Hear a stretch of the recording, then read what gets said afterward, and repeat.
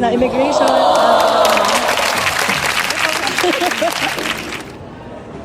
Make sure to book your airport assistance. Pag may kasama kayong senior. Dahil sobrang haba ng lakaran sa Hong Kong International Airport. Walang bayad yan, magtitip nga lang kayo. Doon sa mag-a-assist sa inyo. Pagbaba nga ng Hong Kong ay may susundo na sa amin. Nag-book kami sa Kings Worldwide. Ito yung nire-recommend sa mga groups na nagta-travel to Hong Kong. Sabi nga ng husband ko ay mas mura to Kesa sa Klook, hindi sila strict sa mga luggages. Kahit gaano karami ang dala nyo, kaya nilang pagkasyahin sa mga vans nila. Kinaganda nga dito ay wala silang advance payment. Doon mo sila mismo babayaran pag nakarating ka sa destination nyo. At dahil nga 10 kami magta-travel, as convenient ito para sa amin. Let's go Disneyland!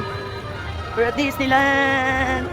First time namin ditong pamilya kaya sobrang saya talaga. Sumakay lang kami ng MTR from Chimchachoy. From Liking Station, switch lang kayo sa Tung Chung Line. Sobrang bilis ng MTR nila kaya mabilis lang kayo makakarating. Sa Klook na nga rin kami bumili ng aming ticket and meal vouchers. Lunch and dinner na nga yung binili naming vouchers. May kasama rin yung pa-ice cream or popcorn. Marami nga nagsasabi na wag daw muna kayo mag-take ng pictures pagpasok nyo. Sobrang dami na ng tao after nyo mag-rides. Kaya tip lang, mag-picture na kayo pagpasok nyo pa lang. At kung may dala kayong toddlers, make sure naka-costume sila. Halos lahat nga na nakikita kong baby girls ay naka-princess outfit. Kaya nga buti na lang ay ready rin si AZ. Magdala na rin kayo ng mga insect repellent. Sobrang daming niknik sa gabi. Tulukuyan kami nakapila sa pipila sa Jungle River Cruise. Medyo mahaba yung pila ngayon. Ayun, at worth it naman itong Jungle River Cruise. Medyo natakot lang ng konti si AZ dito sa park na to. At kung may kasama kayong toddler, at sa tingin nyo matatakotin sila, yung muna sigurong puntahan yung Frozen. Kala ko kasi matapang na si AZ. After nga ng rides namin sa Frozen ay parang na-trauma na Halos siya. ayaw niya na nga sumakay sa kahit anong boat rides. Or pwede namang ihuli nyo na lang itong Frozen. Pero syempre, mas late, mas maraming pila. Kasi mga beshi, kahit ako nagulat dito sa Frozen, may surprise siya sa dulo. Ito nga yung pinaka-the best tip mga beshi. Kung kaya naman, ay dalhin nyo na rin yung mga magulang nyo. At mas maganda nga mag-rent kayo ng wheelchair. Pag senior nga ay nasa around 30 Hong Kong dollars lang. Plus 100 Hong Kong dollars for deposit. Tapos, iwanan nyo sa kanila yung anak nyo. Ma-enjoy nyo rin yung ibang rides na hindi kaya ng toddlers. Dito tayo sa may Kai Tak Port. Naantay na namin mag-board sa aming ship. Maya-maya. Medyo malamig dito sa Hong Kong kaya nag-chop na yung lips ko.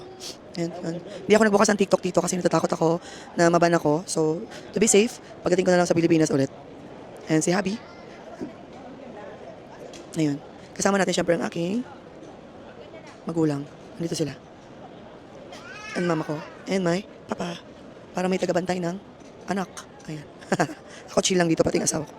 Pagdating sa airport sa Pilipinas, wala naman kami naging problema. Sa immigration, tinanong lang kami kung saan ko daw ba nakuha yung nag-aalaga kay AZ. So, yun lang. Aniningan kami ng contract sa mga magdadala ng mag-aalaga sa baby nyo. Ilan yun ng contract. At saka, kung galing yan sa agency, kailangan ng mga paperwork siguro. Ako kasi bigay lang ito ng mama ko sa akin. So, walang naging problema. And, yun. Okay naman sa immigration. Dahil siguro kakapasok lang nung nag-interview sa amin. Pero yun. Antay na kami to board. Mabilis lang din kami nakapasok lahat dito kasi complete documents naman kami. So, kami yata yung number 1. After nung daki, yung daki yung parang, additional na bayad. And then, antay lang namin na, AZ, na tawagin yung number namin. And boarding na later. Wow. Mas malayo lalakarin natin sa loob. Hi everyone! Okay, ito na yun. This is it, guys! Hello! Welcome! Enjoy! And of course, pagdating namin sa barko, sa Windjammer, agad kami dumiretso. After briefing na yan, mga beshi. Try na rin kami na activities. While waiting para ma-ready ng aming mga staterooms. Siyempre, picture muna bago dumami ang tao. Finally, ready na nga ang aming mga staterooms. After settling down, ay nag-prepare na kami for dinner reservation at 5:30 p.m. And we end our embarkation day with an onboard entertainment called the Silk. Thanks for watching. Follow for more. See you!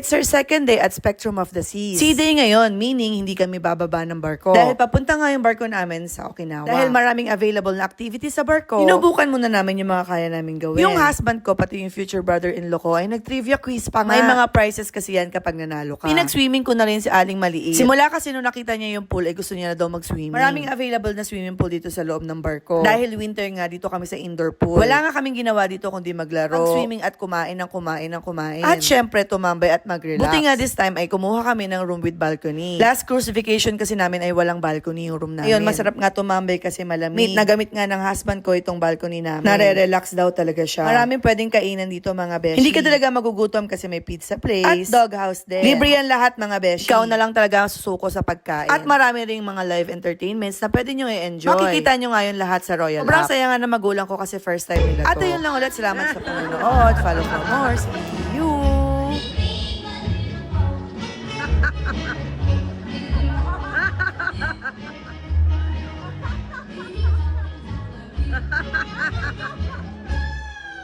Ay, sobrang lamig dito sa Naha. Nasa Okinawa na tayo. Japan. Pero sa kabila. Yan, dadaong na tayo dyan. Hello! Okinawa, Japan! Okay, so pipila kami for taxi. Kasi wala kaming reservations. So ayun nga, dahil wala kaming reservations, ay nag-taxi na lang kami. Ang flat rate dito sa Naha ay 600 yen. Dahil nga limited ang time namin sa Naha, nag-decide kami na pumunta lang sa Kokoy Saidori Street. Ang daming kainan, bilihan ng mga pagkain dito mga beshi. Sabi nga ng boyfriend ng sister ko ay mura daw dito sa Don Quixote. At totoo nga kasi na-compare namin yung prices. Dito na kami bumili ng mga pampasulubong. Dahil nga first time namin sa Japan. Curious yung husband ko kung ano nga ba lasa ng authentic Wagyu. Nagtatawanan na lang kaming dalawa kasi medyo pricey nga to mga beshi. Pili nga namin ay hindi masyadong mahal, hindi masyadong mura. Yung 200 grams ng Wagyu beef na to ay nagkakahalagang 12,000 yen or 4,400 pesos. Sobrang lambot niya mga beshi. Ang natutunaw na lang talaga yung beef sa bibig ko.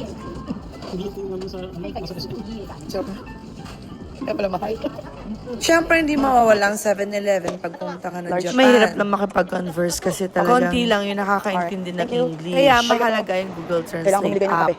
Marami nito sa 7-Eleven. Mas maganda din kayo ng jowa or yung asawa niyo mag-video sa inyo para maganda yung kuha niyo. Grabe, wala pa rin akong boses. Sobrang lamig din sa Hong Kong. Pero mas malamig dito sa Naha, Okinawa. Gusto niyo ng mura, doon kayo sa Don Quixote. Na-compare lang namin yung price ng KitKat. Yung KitKat ay 378 yen. Doon sa Don Quixote, 328 lang siya. So sayang din yung 50 yen. Yun lang. So, ayun. Tip sa mga gusto mag-shopping, punta kayo sa Don Quixote Mall. Marami kayong mabibili doon. Ay mga beshi, nandito naman kami sa Ishigaki, Japan. Saglit lang kami dito bumaba. Kumain lang kami, pero konti lang pala ng mga restaurants dito.